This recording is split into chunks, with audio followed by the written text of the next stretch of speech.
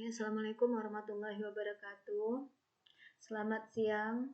Jadi ini adalah pertemuan ke-6 di mata kuliah fungsi real, dan di pertemuan ini kita akan menggambarkan grafik fungsi. Kalau pada minggu lalu kita juga sudah membahas tentang grafik fungsi, tapi yang kita bahas adalah menggambar grafik fungsi konstan, fungsi identitas, dan fungsi linear. Untuk tiga fungsi itu, jika digambarkan grafiknya berbentuk garis lurus. Hanya tiga fungsi itu yang jika digambarkan berbentuk garis lurus ya. Nah, di pertemuan ini kita akan membahas menggambar grafik fungsi polinomial.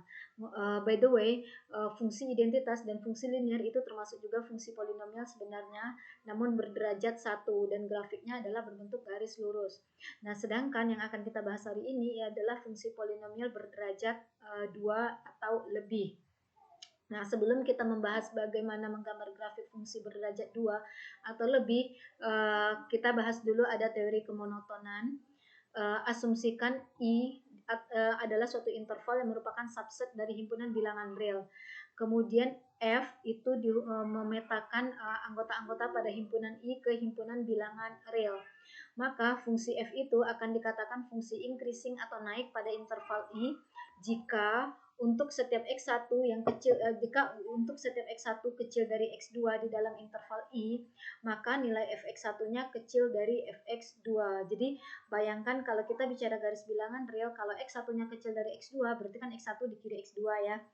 Jika nilai fungsi dari X yang berada di kiri ini lebih kecil daripada nilai fungsi yang berada di kanan, berarti kan bayangannya adalah grafiknya itu dari arah kiri ke kanan itu semakin naik. Nah, itu dia, maka fungsinya dikatakan naik. Kemudian fungsi F akan dikatakan turun jika nilai fungsi pada X1 itu lebih besar dari nilai fungsi pada X2 untuk setiap X1 yang kecil dari X2 anggota interval. Jadi sama seperti yang tadi, kalau kita punya X1-nya kecil dari X2, berarti kan X1 itu berada di kiri X2. Nah, sekarang masalahnya nilai fungsi yang berada di kiri, nilai fungsi pada X yang di kiri ini lebih besar daripada nilai fungsi yang berada di nilai fungsi pada X yang berada di kanannya. Berarti kan kalau kita melihat grafiknya dari arah kiri ke kanan, grafiknya itu turun ke arah kanan. Jadi fungsinya dikatakan fungsi turun. Kemudian fungsinya dikatakan tidak turun atau non-decreasing jika jika nilai Fx1-nya kecil sama dengan Fx2 untuk setiap X1 yang kecil dari X2. Dan sebaliknya dikatakan non-increasing atau tidak naik jika Fx1-nya besar sama dengan Fx2 untuk setiap X1 kecil dari X2.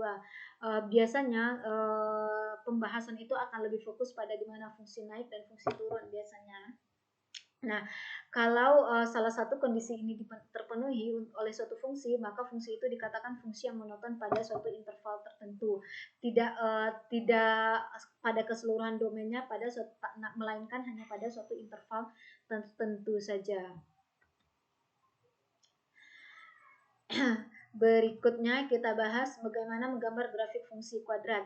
Nah, fungsi kuadrat bentuk umumnya adalah fx sama dengan ax kuadrat tambah bx tambah c, dengan a itu tidak sama dengan 0. Nah, ada beberapa langkah untuk menggambarkan grafik fungsi kuadrat. By the way, kalau kita punya fx sama dengan ax kuadrat tambah bx tambah c, maka ini bisa juga dinyatakan sebagai y sama dengan ax kuadrat tambah bx tambah c ya. Nah, langkah pertama yang untuk menggambarkan grafik fungsi kuadrat adalah temukan titik potong dengan sumbu Y. Nah, bayangkan sumbu Y yang tegak itu, semua titik yang berada di sumbu Y itu nilai X-nya kan sama dengan 0 ya. Jadi, bagaimana cara menemukan titik potong dengan sumbu Y? Yaitu klaim bahwa X-nya sama bernilai 0. Nah, jika X sama dengan 0, substitusikanlah ke persamaan Y sama dengan AX kuadrat tambah BX tambah C ini, maka akan diperoleh Y-nya sama dengan C. Oleh karena itu, titik potong dengan sumbu Y itu adalah pada titik 0, C, di mana C itu adalah konstanta yang ada di fungsi kuadratnya. Langkah kedua, menemukan titik potong dengan sumbu X. Nah, bayangkan sumbu X itu, semua titik yang berada di sumbu X itu nilai Y-nya kan sama dengan 0 ya. Jadi, jika Y sama dengan 0, substitusikan ke sini, maka kita harus menemukan solusi dari persamaan kuadrat AX kuadrat tambah BX tambah C sama dengan 0. Nah, menemukan solusi real dari persamaan kuadrat ini, by the way solusi real ya, karena kan mau digambarkan pada sistem koordinat Cartesius. Nah, solusi real dari persamaan kuadrat AX kuadrat tambah BX tambah C sama dengan 0 ini bisa ditemukan dengan menggunakan formula kuadrat yaitu ini X1 sama dengan negatif B tambah akar dari B kuadrat kurang 4AC per 2A, dan X2-nya sama dengan ini. X1 dan X2 itu tidak sama ya, walaupun kelihatan sekilas sama, tapi mereka berbeda. Operasi sebelum akar ini adalah tambah di sini, sedangkan di X2 operasi sebelum akar adalah negatif. Dan ini boleh dibalik ya, maksudnya ini boleh kita katakan sebagai X2-nya dan ini sebagai X1-nya. Silahkan saja, intinya solusi dari persamaan kuadrat ini itu paling banyak adalah sebanyak 2, paling banyak ya. Nah, di sini kan di rumusan formula kuadrat ini ada notasi huruf A, B, dan C. Apa itu A, B, dan C? A itu adalah koefisien dari X kuadrat, B itu adalah koefisien X, dan C itu adalah konstantanya. Nah, selanjutnya ekspresi yang di bawah akar ini yaitu B kuadrat kurang 4AC itu biasa disebut juga dengan diskriminan atau dinotasikan dengan huruf D besar. Sehingga kalau kita ganti ekspresi B kuadrat kurang 4AC menjadi D, jadinya X1 sama dengan negatif B ditambah akar D per 2A, dan X2-nya sama dengan negatif B dikurang akar D per 2A. Nah, selanjutnya kita bisa menganalisis apa hubungan nilai D dengan banyaknya solusi dari persamaan kuadrat serta titik potong dengan sumbu X. Kita mulai dengan jika D-nya bernilai positif, berarti akar dari D itu kan merupakan bilangan real ya, adalah suatu bilangan real.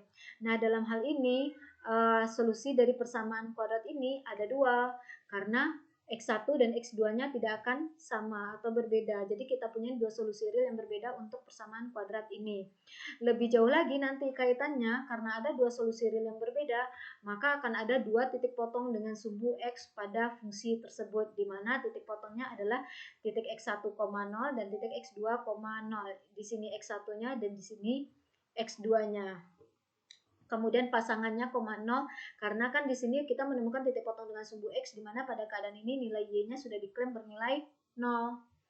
Nah, berikutnya jika D sama dengan 0. Jika D sama dengan 0 berarti kan akar D sama dengan akar 0 atau sama dengan 0. Tambah 0 atau kurang 0 kan tidak ada artinya ya. Dengan demikian X1 dan X2-nya sama. Oleh karena itu hanya ada solusi real dari persamaan kuadrat ini. Lebih jauh lagi hanya ada satu titik potong dengan sumbu X, yaitu karena X1-nya sama dengan X2, maka kita simplify saja notasinya menjadi X, sehingga titik potong yang satu itu ya adalah kita notasikan dengan titik X, 0. Kemudian jika D-nya bernilai negatif, berarti akar dari D kan bukan bilangan real ya. Oleh karena itu, tidak ada solusi real untuk X1 dan X2. Dengan demikian, tidak ada titik potong dengan sumbu X. Nah, oleh karena itu terkait titik potong dengan sumbu X untuk fungsi kuadrat, bisa jadi titik potong dengan sumbu X-nya ada 2, bisa jadi titik potong dengan sumbu X-nya ada 1, dan bisa jadi titik potong dengan sumbu X-nya itu tidak ada. Tergantung pada nilai D-nya tadi. Berikutnya adalah menemukan titik puncak. Titik puncak itu adalah pada keadaan X sama dengan negatif B per 2A. Nah, B itu apa sih? B itu adalah koefisien dari X pada fungsi kuadrat.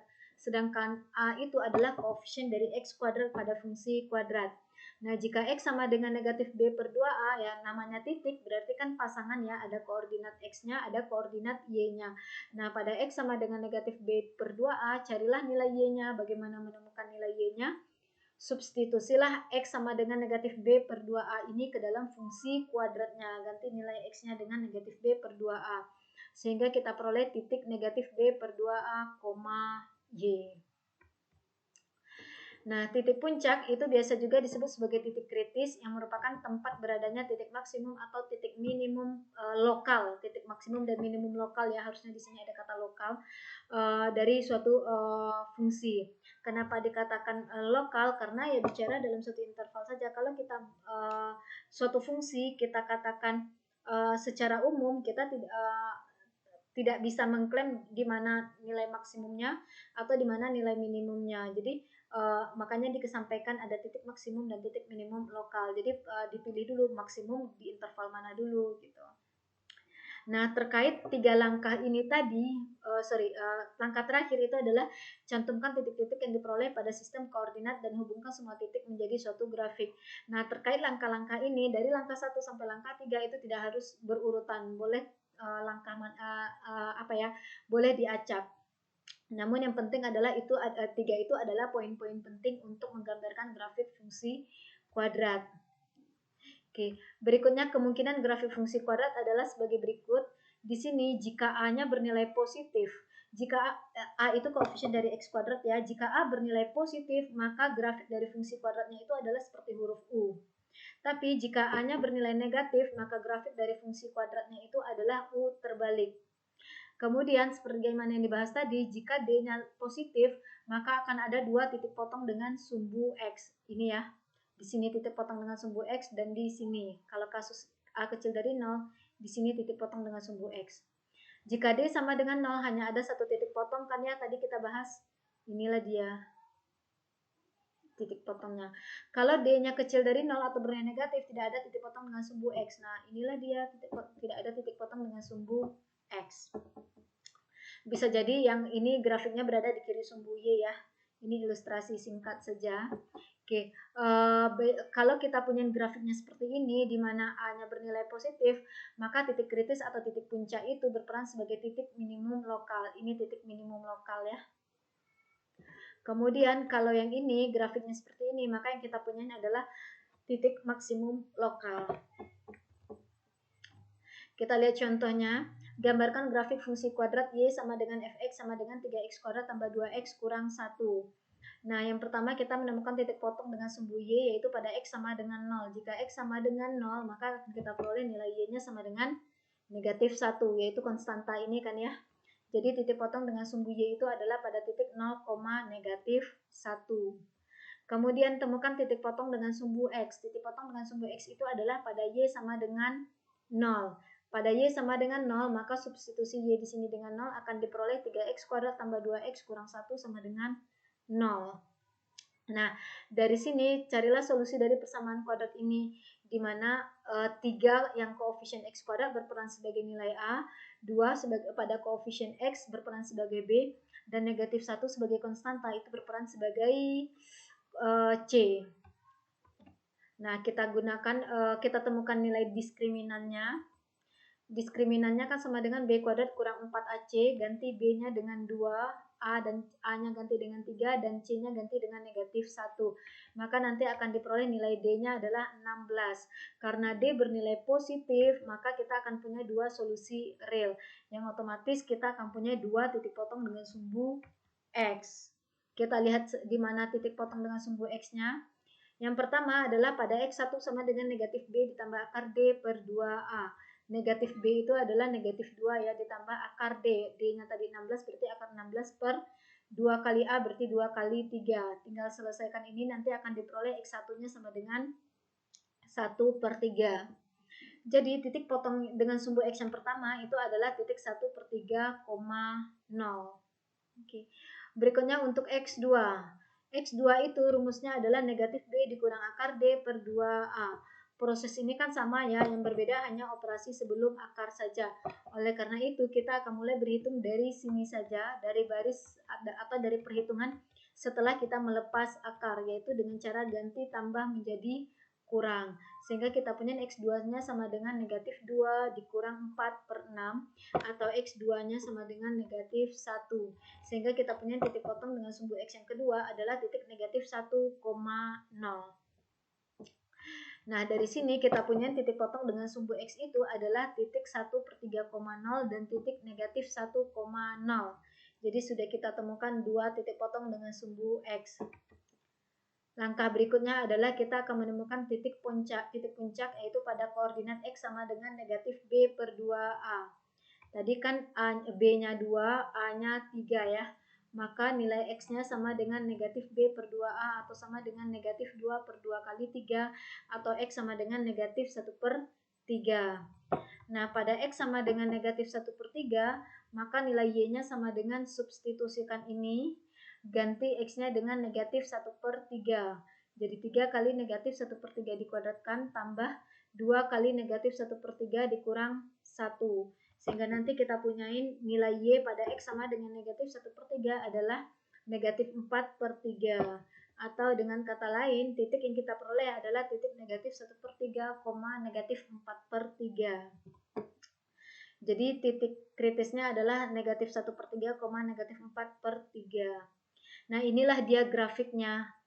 By the way, di sini saya gambarkan dengan Maple karena susah membuat grafik fungsi dengan mulus kalau dengan menggunakan menu yang ada di PowerPoint.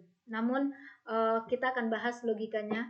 Pertama kan kita punya titik A-nya adalah di titik 0, negatif. Let's say kita punya titik 0, negatif 1 ini tadi adalah sebagai titik potong dengan sumbu Y. Maka kita tempatkan titik ini, kita ke langkah keempat nih ceritanya, menggambarkan sketsa grafiknya. Maka ini dia titik A, yaitu di titik 0, negatif 1. Kemudian B titik 1/3, 0. Nah ini dia, yaitu yang berada di sumbu X ini adalah titik 1/3, 0. Kemudian C itu titik negatif 1, 0. Ini dia berada di sumbu X adalah titik negatif 1, 0. Kemudian terakhir adalah titik D, yaitu titik negatif 1/3, negatif 4/3. Nilai X-nya negatif 1/3, nilai Y-nya negatif 4/3. Berada di sini ya, anggaplah kira-kira di sini. Nah, titik D ini berperan sebagai titik kritis yang berperan sebagai titik minimum lokal ya kan ya, karena dia yang paling rendah. Kalau sebenarnya secara keseluruhan juga bisa disampaikan bahwa ini adalah titik D ini adalah yang paling rendah. Namun kenapa digunakan maksimum dan minimum lokal? Karena nanti pada fungsi polinomial dengan derajat yang lebih tinggi, maka kita tidak bisa lagi mensimplify bahwa titik yang terendah itu atau titik minimumnya berapa, kecuali disampaikan pada interval mana dulu. Nah, terlepas tadi ada grafik yang berwarna biru ini, bagaimana menggambarkan sketsa dari grafiknya, kan kita akhirnya punya 4 titik nih. Ya tinggal dihubungkanlah titik ini begini, ikutin alurnya harus dari kiri ke kanan, ikutin saja titik mana yang duluan ketemu kalau dia berjalan dari arah kiri. Jadi harus dari arah kiri ini ke sini, kemudian ke arah kanan, ke sini, ke kanan lagi, ke sini. Nah, kita tahu nih kemungkinan gambar grafik dari fungsi kuadrat adalah entah berbentuk huruf U atau huruf U terbalik. Dan ini karena koefisien dari X kuadratnya tadi bernilai positif, pasti dia berbentuk huruf U. Nah, kita sudah punya gambaran titiknya ini, dihubungkan ke sini, dihubungkan lagi ke sini, dihubungkan lagi ke sini.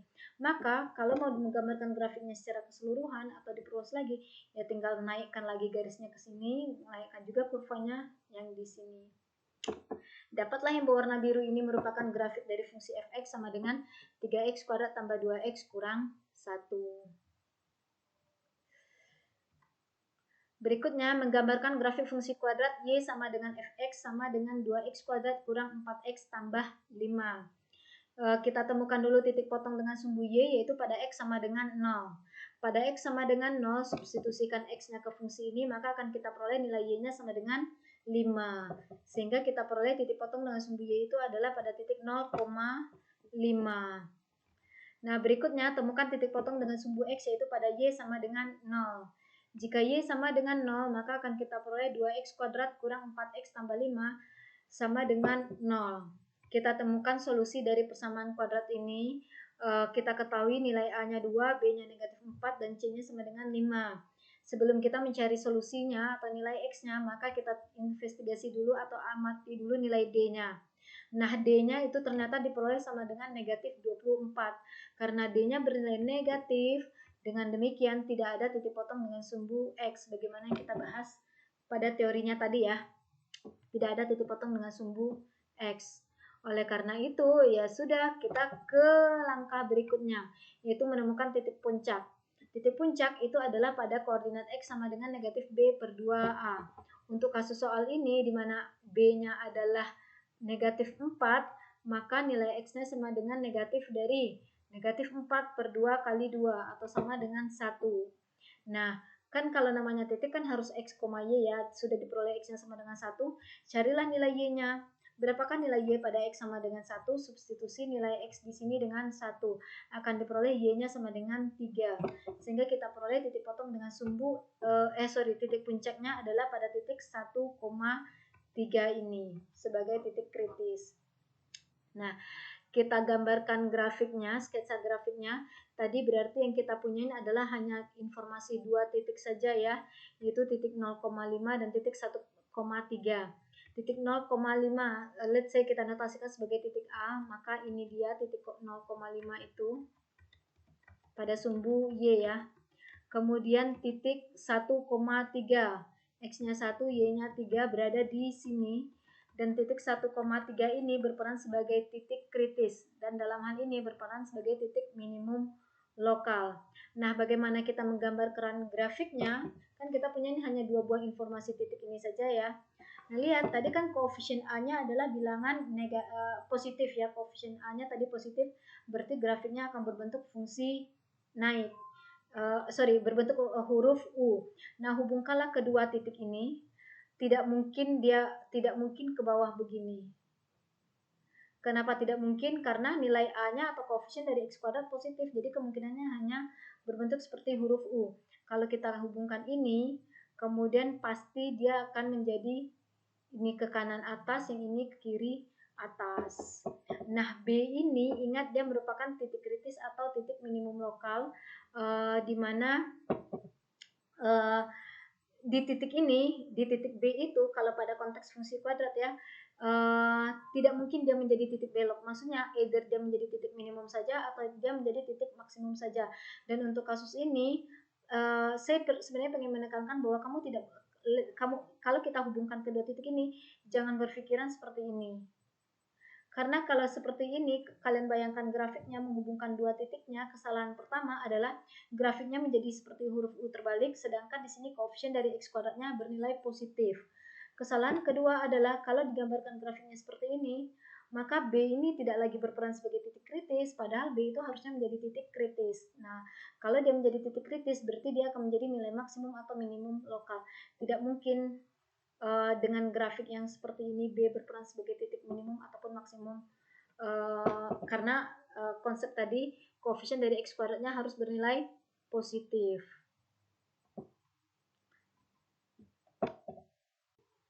Oke, berikutnya menggambar grafik fungsi polinomial yang bentuk umumnya adalah fx sama dengan an kali x pangkat n ditambah an kurang 1 kali x pangkat n kurang 1 hingga ditambah a0.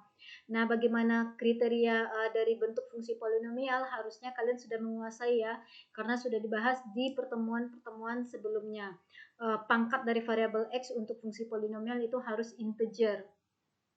Oke, ada beberapa langkah untuk menggambarkan grafik fungsi polinomial, dan yang pertama itu adalah menemukan titik potong dengan sumbu y, yaitu jika x sama dengan 0. Jika x sama dengan 0, maka nilai y-nya adalah konstanta yang ada pada fungsi itu, sehingga kita peroleh titik 0,0.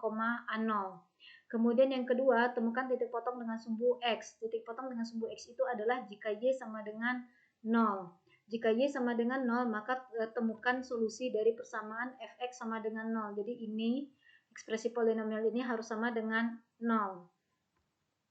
Berikutnya yang ketiga, temukan turunan pertama dari fungsi fx, yaitu f aksen x. Gunanya adalah untuk menemukan titik kritis. Di mana titik kritis? Titik kritis itu adalah pada x jika f aksen x-nya sama dengan 0. Kemudian menemukan di mana keberadaan fungsi naik, yaitu jika f aksen x-nya besar dari 0. Kemudian untuk menemukan di mana fungsinya turun, yaitu jika f aksen x kecil dari 0. Jadi menemukan turunan pertama dari fungsi f aksen x itu untuk 3 ini. Kemudian bisa juga ditambahkan menemukan turunan kedua dari fungsi fx. Yang guna menemukan turunan kedua adalah untuk menemukan titik belok, yaitu jika turunan keduanya sama dengan 0. Kemudian untuk menemukan di mana di kawasan mana fungsinya akan cekung ke atas dan di mana fungsinya akan cekung ke bawah. Suatu fungsi pada suatu interval dikatakan cekung ke atas jika untuk x di interval tersebut nilai turunan keduanya besar dari 0. Kemudian dikatakan cekung ke bawah pada suatu interval jika di dalam interval tersebut nilai turunan keduanya kecil dari 0 atau negatif. Berikutnya sketsakanlah grafiknya. Nah, kita langsung lihat ke contoh. Sebelum ke contoh, ini adalah ilustrasi. Perhatikan grafik fungsi ini. Yang titik ini itu disebut dengan titik kritis, ini titik kritis, kemudian ini juga titik kritis. Ini disebut dengan lokal minimum. Kenapa? Karena kalau kita bicara secara global, masih ada yang lebih rendah daripada itu. Begitu juga titik ini itu disebut dengan lokal maksimum. Kenapa disebut lokal? Karena masih ada, kalau kita bicara secara umum, masih ada titik yang lebih tinggi daripada ini, yaitu di kawasan sini misalnya. Kemudian yang ini di titik ini dan di titik ini itu nilai fx-nya sama dengan turunan pertamanya sama dengan 0. Kemudian di titik ini, dan titik ini itu disebut dengan titik belok, di mana di ketiga titik ini nilai turunan keduanya sama dengan 0. Kalau pada fungsinya ya. Kemudian let's say ini kita batasi titik kritis ini dan ini untuk batas titik kritis. Nah, di kawasan ini kalau kita lihat perjalanan melihat fungsi naik atau fungsi turun itu selalu dilihatnya dari kiri ke kanan. Untuk kawasan ini kalau kita tarik garis dari kiri ke kanan itu kan fungsi naik. Nah, itulah dikatakan dia naik jika f aksen x-nya besar dari 0. Kemudian dari sini sampai ke titik kritis berikutnya ini fungsinya kan turun. Jadi pada keadaan ini f aksen x-nya kecil dari 0. Kemudian di kawasan ini itu adalah fungsinya naik. Ini dia, yaitu pada keadaan f aksennya besar dari 0. Kemudian bicara cekung ke bawah. Nah, untuk masalah cekung ke bawah atau cekung ke atas, itu batasnya kalau bicara tentang di mana fungsi naik dan fungsi turun tadi, batasnya adalah dari titik kritis di mana nilai x-nya itu adalah pada f aksen atau turunan pertamanya yang sama dengan 0. Sedangkan untuk batas di mana fungsi cekung ke bawah dan fungsi cekung ke atas, itu batasnya itu adalah dari titik belok. Nah, di sini titik beloknya adalah titik ini, dan di titik ini. Nah, maka disinilah yang menjadi batas di mana fungsi cekung ke bawah atau cekung ke atas. Ini juga ya.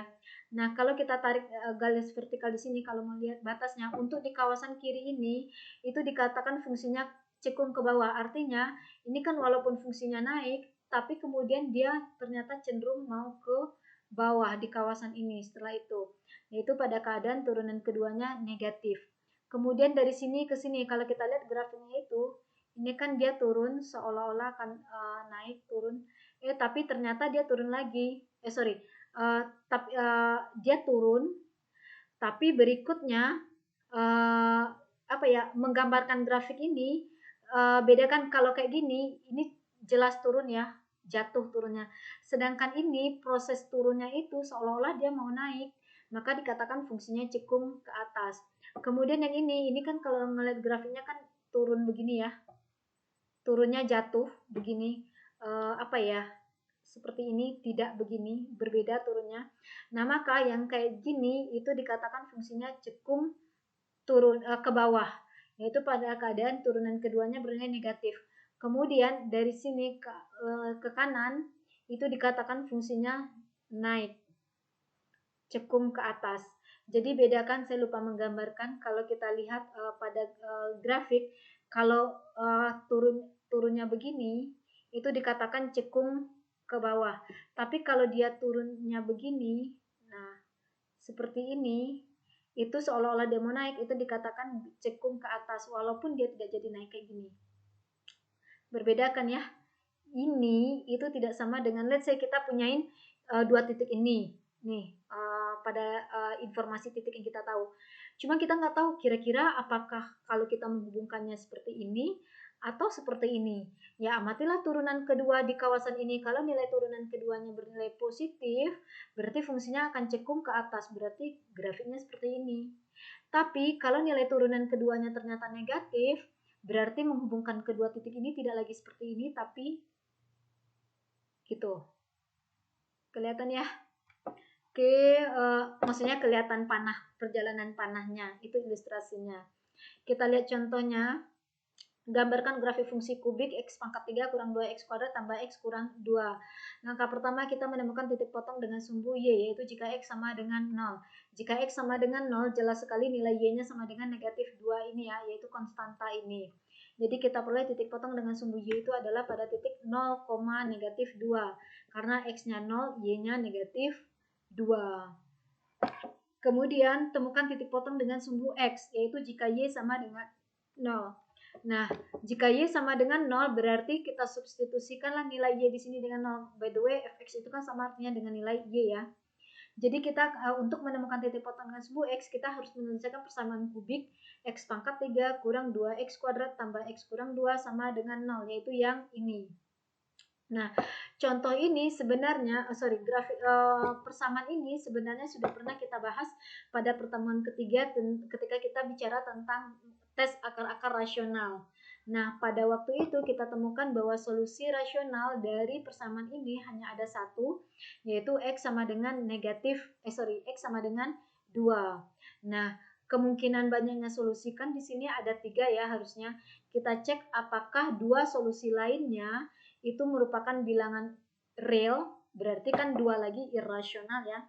Atau apakah 2 lagi itu merupakan bilangan kompleks, dengan kata lain bukan bilangan real.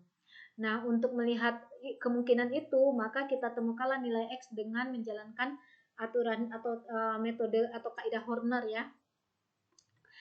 Tadi kan kita punya ini X pangkat 3 kurang 2X kuadrat tambah X kurang 2 sama dengan 0. Dengan aturan Horner, kita cantumkan koefisien-koefisien dari variabel X ini secara berturut-turut, mulai dari pangkat tertinggi hingga pangkat terendah.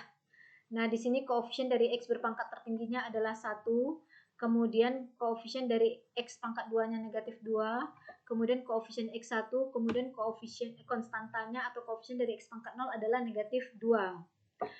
Kemudian tadi kita sudah mempunyai nilai X yang menjadi salah satu solusi dari persamaan kubik ini adalah X sama dengan 2. Maka kita tempatkan 2 di kiri. Nah, kita lakukanlah aturan Horner. Pertama turun angka 1 yaitu sesuai dengan angka di sini. Kemudian 1 dikali 2 itu diperoleh sama dengan 2 yang kita taruh di sini. Kemudian hubungan antara angka di atas dengan angka di baris kedua itu ditambahkan. Negatif 2 tambah 2 adalah 0. Kemudian 0 dikali 2 adalah 0. Nah, 0-nya ditaruh di sini. Ini ya 0. Kemudian 1 tambah 0 adalah 1. Kemudian 1 ini dikalikan lagi dengan 2 ini diperoleh 2. Ditempatkan di sini. Kemudian ditambah negatif 2 tambah 2 sama dengan 0. Dan kalau menjalankan aturan Horner, yang di ujung ini emang harus bernilai 0 sih. Kalau misalnya dari proses kita tidak menghasilkan di sininya 0, berarti ada yang salah pada perhitungan sebelumnya. Nah, berikutnya adalah dari 3 angka ini kita bentuk persamaan kuadrat. Jadi derajatnya kurang 1 dari derajat fungsi aslinya. Kalau tadi pangkat 3, sekarang yang akan kita bentuk dari 3 angka ini adalah membentuk fungsi kuadrat, yaitu menjadi 1 kali X kuadrat ditambah 0 kali X ditambah 1. 0 kali X itu kan 0 ya, jadinya X kuadrat tambah 1 saja.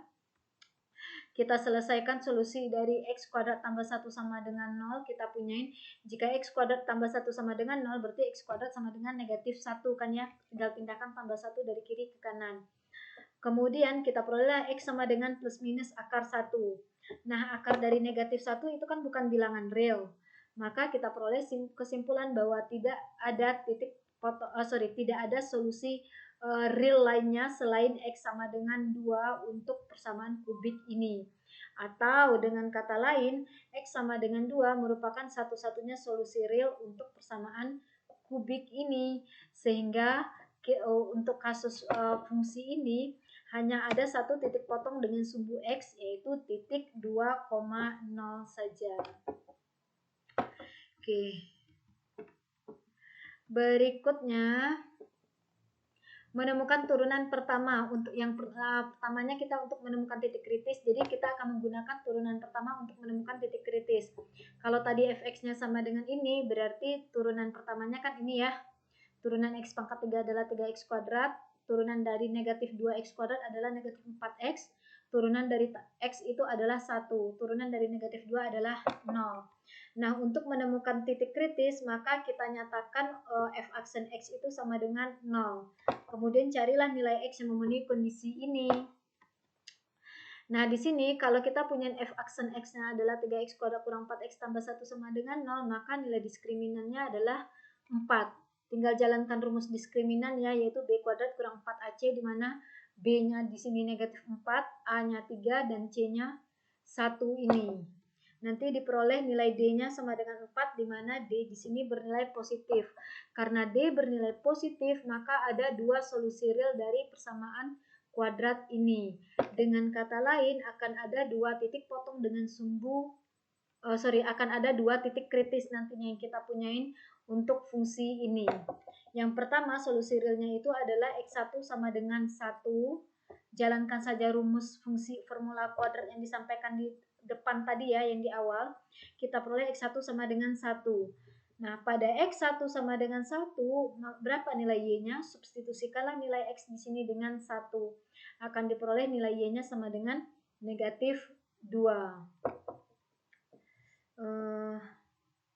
Oke. Iya ya, 1 pangkat 3, 1 dikurang 2, negatif 1 tambah 1, 0 kurang 2 adalah negatif 2. Jadi Y sama dengan negatif 2. Sehingga kita peroleh titik 1, negatif 2. 1 ini karena nilai X-nya, negatif 2 ini karena nilai Y di sini.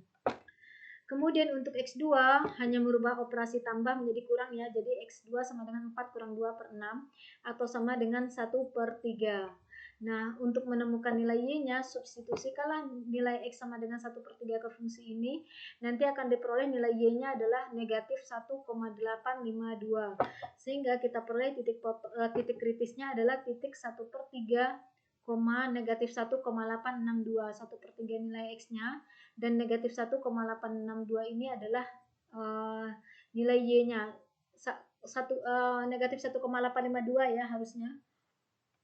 Oke, berikutnya, jadi kita punya dua titik kritis ya. Dua ini sebagai titik kritisnya.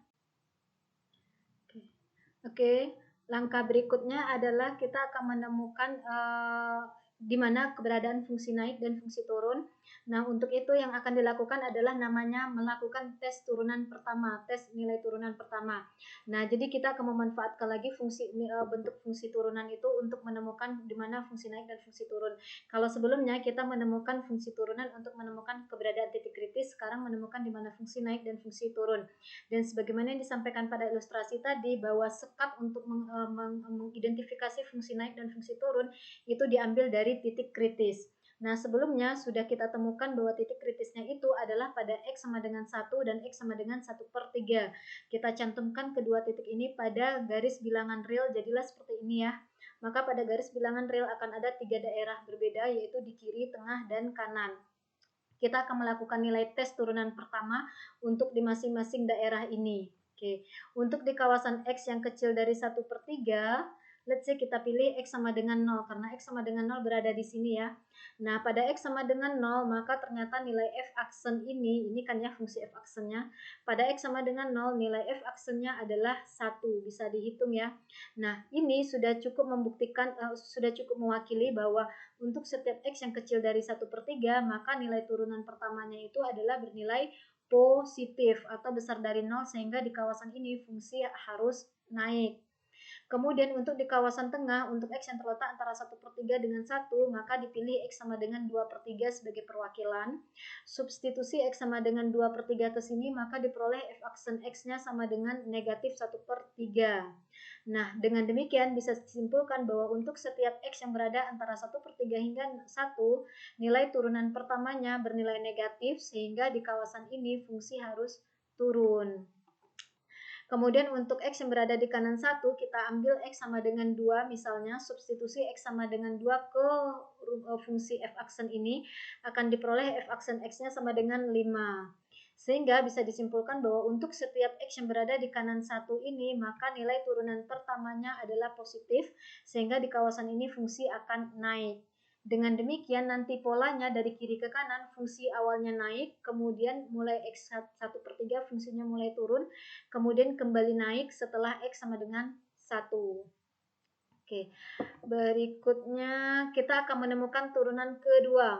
Nah, tadi kan turunan pertamanya adalah ini ya, turunan keduanya berarti 6X dikurang 4. Ini dia turunan keduanya. Nah, guna pertama turunan kedua adalah untuk menemukan titik belok. Titik belok itu adalah pada keadaan 6X kurang 4 atau nilai turunan kedua sama dengan 0. Turunan kedua sama dengan 0 jika 6X kurang 4 sama dengan 0. Berarti jika 6X sama dengan 4 atau X sama dengan 4 per 6 atau disederhanakan X sama dengan 2 per 3. Dengan demikian 2 per 3 berperan sebagai titik belok itu berada pada X sama dengan 2 per 3. Kemudian tinggal dicari nilai Y-nya, substitusikan X sama dengan 2/3 ke fungsi asli ini. Yang namanya Y, ingat ya, Y itu adalah ke fungsi awalnya. Jadi dari sini adalah muncul nilai Y-nya. Ganti X dengan 2/3 di sini, maka diperoleh Y-nya sama dengan negatif 1,926. Sehingga kita peroleh inilah titik beloknya, di mana 2/3 sebagai X dan negatif 1,9 ini sebagai Y-nya.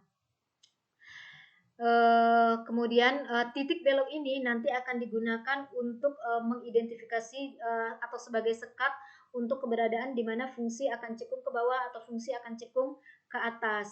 Oke. X sama dengan 2/3 sebagai sekatnya, maka pada garis bilangan akan ada dua daerah, yaitu di kiri 2/3 dan di kanan 2/3. Kita akan memanfaatkan turunan kedua tadi untuk menemukan di mana fungsi cekung ke atas dan di mana fungsi cekung ke bawah dengan melakukan tes turunan kedua. Jadi tes turunan pertama itu digunakan untuk mengidentifikasi di mana keberadaan fungsi naik dan fungsi turun, dan tes turunan kedua digunakan untuk mengidentifikasi di mana fungsi akan cekung ke bawah dan cekung ke atas. Oke, tadi kita punya dua daerah pada garis bilangan ya, di mana sekatnya itu adalah 2/3. Kita tes untuk kawasan X yang kecil dari 2/3, kita pilih saja X sama dengan 0, substitusikan X sama dengan 0 ke nilai turunan kedua. Ingat yang kita lakukan kan tes turunan kedua ya. Jadi disubstitusikan ke turunan kedua, bukan ke fungsi ini. Ke fungsi ini itu kalau kita mau mencari nilai Y-nya. Sedangkan di sini kita mau melihat nilai F aksennya atau turunan keduanya. Nah, pada X sama dengan 0, nilai F aksen 2 ini, nilai turunan kedua kan sama dengan negatif 4. Berarti bisa disimpulkan bahwa untuk semua X yang kecil dari 2/3, nilai turunan keduanya negatif, sehingga di kawasan ini fungsi akan cekung ke bawah. Sedangkan di kanan 2/3, kita peroleh nilai turunan kedua positif, sehingga kita bisa simpulkan untuk setiap X yang berada di kanan 2/3, turunan keduanya akan bernilai positif sehingga fungsi akan cekung ke atas. Langkah berikutnya adalah sesuai dengan informasi tadi, kita sudah menemukan titik potong dengan sumbu X, kita sudah menemukan titik potong dengan sumbu Y, kemudian kita sudah menemukan titik kritis dan sudah menemukan juga di mana fungsi naik dan fungsi turun, sudah menemukan titik belok dan sudah menemukan juga daerah di mana fungsinya akan cekung ke atas dan cekung ke bawah. Nah, semua informasi itu akan kita gunakan untuk menggambarkan sketsa grafik fungsi kubik ini. Nanti grafiknya seperti ini, sebagaimana yang saya sampaikan bahwa saya menggambarkan grafiknya dengan Maple karena agak susah menggambar grafiknya dengan mulus di PowerPoint. Namun kita bisa jelaskan kenapa bisa grafiknya seperti ini. Di sini saya menggambarkan untuk interval dari negatif setengah sampai 2 ya. Pertama, kita punya titik potong dengan sumbu X itu adalah pada titik 0, titik potong dengan sumbu Y itu adalah pada titik A ini, yaitu titik 0, negatif 2, ini dia keberadaan titik A-nya. Kemudian titik potong dengan sumbu X itu adalah pada titik 2,0, kita nyatakan sebagai titik B, ini dia titik B-nya. Kemudian yang ketiga, yang C itu adalah titik 1, negatif 2, ini dia titik C-nya. X-nya 1, Y-nya negatif 2 berada di sini. Kemudian titik D yaitu titik 1/3, negatif 1,8, di sini dia. Kemudian titik E yaitu titik 2/3 dan negatif 1,9, ini dia titik E-nya. Nah, titik C dan D ini itu kan sebagai titik kritis ya, sedangkan titik E itu sebagai titik belok. Maka titik pada X sama dengan 1 dan X sama dengan 1/3 itu nanti akan menjadi sekat untuk kita mengamati fungsi naik dan fungsi turun. Tadi sesuai dengan penemuan kita dengan melakukan tes turunan pertama, kita peroleh kesimpulan bahwa fungsi akan naik pada kawasan X kecil dari 1/3 dan X besar dari 1. Batasnya kan 1/3 dan 1 nih, kita buat dulu batasnya. Ini adalah untuk 1/3, ini garisnya ya. Kemudian untuk X sama dengan 1, ini dia garisnya. Maka pilihan untuk kawasan di sini dikatakan fungsi naik pada X kecil dari 1/3, berarti di kiri 1/3 di kawasan ini naik ya. Di kiri 1/3 kita lihat saja dari kiri ke kanan sampai sini fungsinya naik. Kemudian fungsinya juga naik untuk pada X yang besar dari 1. Ini X sama dengan 1, besar dari 1 berarti di kanan ini. Memang begitu saya jelaskan dulu sebelum ke sini. Kan kita punya 5 buah titik nih tadi nih. Ini logikanya kalau kita mau menghubungkan kelima titik ini ya hubungkan saja begini, begini, begini, kemudian sampai sini. Nah, masalah yang bisa jadi akan kalau misalnya kita akan menggambar apa ya, masalah apakah dia cekung ke bawah atau cekung ke atas, apakah ini harusnya begini atau ternyata begini cekung naiknya, makanya kita perlu mengetahui apakah fungsinya cekung ke bawah atau cekung ke atas. Ingat kalau cekung ke bawah berarti dia seolah-olah naik ke begini. Kelihatan ya kursor saya. Tapi kalau cekung ke bawah, sorry, ya ini cekung ke bawah ya. Ini dia naik, tapi model naiknya begini, tajam. Sedangkan kalau cekung ke bawah, itu cekung ke bawah. Kalau cekung ke atas dia begini. Oke, nah informasi itu nanti akan kita manfaatkan untuk menggambarkan grafiknya secara mulus. Nah, let's say untuk sementara kita hubungkan sembarang model bagaimana menggambarkan menghubungkan kelima titik ini. Kemudian barulah kita manfaatkan informasi tes hasil dari tes turunan pertama dan hasil dari tes turunan kedua. Dari tes turunan pertama tadi kita punya fungsi naik di kawasan X kecil dari 1/3 dan X besar dari 1. Ini adalah untuk X 1/3 dan di sini X sama dengan 1. Jadi ini dia batasnya. Kemudian untuk X di kiri 1/3 fungsinya naik, maka ya berarti yang ini naik begini. Kemudian ngikutin saja nanti di bawah ini, harusnya dia naik. Kemudian X besar dari 1 naik ya, jelas. Nah, masalahnya apakah naiknya begini atau naiknya begini, naiknya begini kalau kita hubungkan. Nah, itulah nanti kita perlu membahas apakah fungsinya cekung ke bawah atau cekung ke atas. Nah, sekarang untuk sementara anggaplah kita ikuti yang sudah jadi ini ya, naiknya begini, tidak begini. Oke, nanti kita lihat alasannya. Kemudian di situ fungsi naik ya. Kemudian fungsi turun itu adalah untuk X yang terletak antara 1/3 sampai 1. Di sini fungsinya turun. Jelas ya ini turun. Oke. Nah, berikutnya terkait apakah fungsinya cekung ke bawah atau cekung ke atas. Sebenarnya kalau untuk kawasan ini sampai titik D ini kan titik beloknya hanya di 2/3 ini ya, yaitu di titik E ini. Nah, yang ini sebenarnya jelas sekali dia naik ya. Oleh karena itu untuk menjelaskan di mana fungsi cekung ke bawah dan cekung ke atas, kita zoom saja. Saya zoom saja untuk ini, X-nya dari 0 sampai X-nya 1,5. Saya zoom. Nah, ini dia. Titik beloknya tadi di titik D ini, di titik E ini. Ini ya, batas titik beloknya di titik E ini, yaitu pada X sama dengan 2/3. Kita tarik garis lurus vertikal. Kita akan lihat apakah di kirinya itu cekung ke bawah atau cekung ke atas. Kemudian tadi titik kritisnya itu di titik ini dan di titik ini ya. Nah, sesuai dengan penemuan kita, fungsinya cekung ke bawah pada X kecil dari 2/3. Ini kawasan X yang kecil dari 2/3. Kalau disampaikan ternyata fungsinya cekung ke bawah, berarti ini dari sini ke sini, itu grafiknya akan begini. Tadi kan di sini titik kritis ya, kita tinggal hubungkan ini. Kalau dia cekung ke bawah, berarti dia begini. Tidak begini. Dari titik kritis tadi. Kalau bingung ya mau menghubungkannya gimana, kan kita bisa bingung tuh kalau kita punya titik di sini, apakah kita ke titik ini berjalannya begini atau berjalannya begini. Oke, saya harap kelihatan ya kursor saya. Nah, yang benar karena ternyata dia cekung ke bawah, berarti dia begini. Oke, kemudian di kanan 2/3 fungsinya cekung ke atas. Tadi kan titik kritisnya di sini nih. Kalau cekung ke atas, kan kita tahu dia turun. Kalau cekung ke atas berarti dia turun, tapi habis itu naik gitu. Dia awalnya turun, tapi naik. Jadi kecekungan atau cenderungnya akan naik dari titik ini. Oke, jadi di kawasan 2/3 ini dia cekung ke atas. Dengan demikian, clearlah bagaimana lekukan-lekukan kurva kita untuk menggambarkan grafik fungsi ini. Jadi tadi ini batasnya di sini, dari sini ke sini itu tadi kan cekung ke bawah ya. Untuk X kecil dari 2/3 cekung ke bawah, dia akan cenderung ke bawah, jadi seolah-olah dia akan jatuh. Tapi mulai dari E ke kanan ini dia naik. Jadi dari sini menghubungkannya itu dia akan naik ke atas karena cekung ke atas. Walaupun di kawasan ini dia turun, ya memang turun sih, tapi turunnya dia cekung ke bawah.